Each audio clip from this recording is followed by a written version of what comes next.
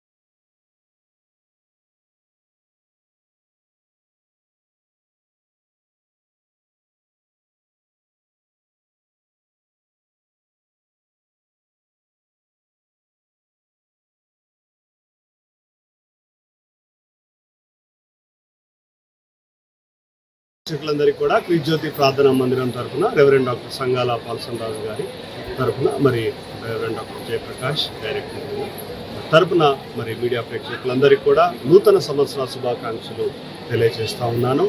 మరి డిసెంబర్ 20వ తారీఖు నాడు క్రీస్తు జ్యోతి మందిరంలో ఘనంగా మరి క్రిస్మస్ వేడుకలు జరిగాయి. మరి లక్షలాది మంది ప్రజలు దేవుని యొక్క సన్నిధికి వచ్చి క్రీస్తును ఆరాధించి ఆ యొక్క క్రీస్తు దీవెనలు పొందుకున్నారు.